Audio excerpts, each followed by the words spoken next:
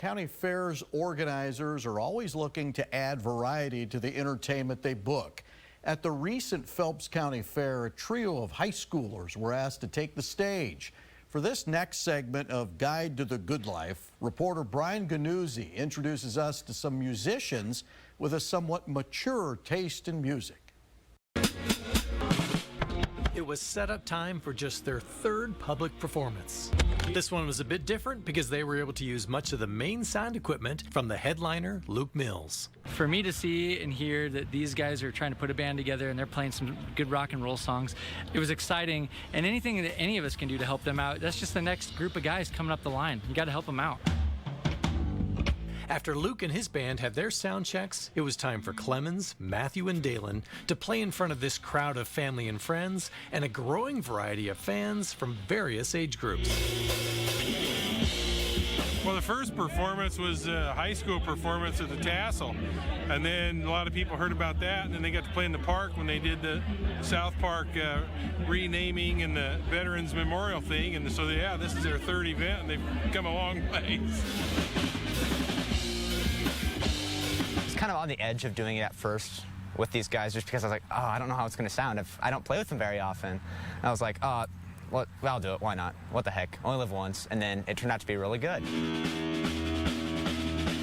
They practice in our basement, and so we get to hear them a lot, and I thought they were awesome, you know, months ago, but the first time they played at the Tassel at the school concert, we were like, what? They were freshmen and practiced a few songs together, got to play a couple live in front of the crowd, and it's just kind of, the rest is history.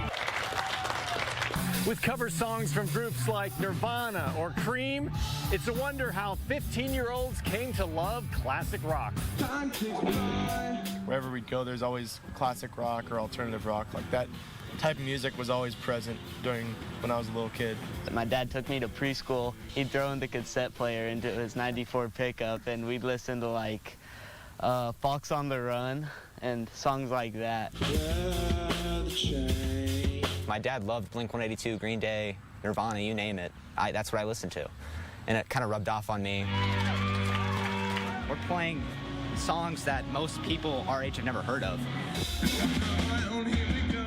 At their first concert, they could play just 2 songs. The second, they had about 5 ready to go, and for this one, just 4 months later, they had around 20 to pick from. Their talent is phenomenal. All 3 of them are just, they're fun to watch. They're great performers. Honestly, just being able to play with these guys makes it worthwhile, I would say. Playing an instrument is a great thing, and I wish everybody would do it, but the magic really happens when you're playing the music you like with people you like. We both like rock and roll. It's a little more alternative than we usually lean toward, but they are having so much fun and they play it so well. And just the joy that you can see in their faces when they play together, so it's really cool. It feels great because I'm making people happy with something I'm happy doing. I love it. There's nothing better than that. What the future holds for this trio, we're not really sure, but we are sure they are having fun, and that's what's important.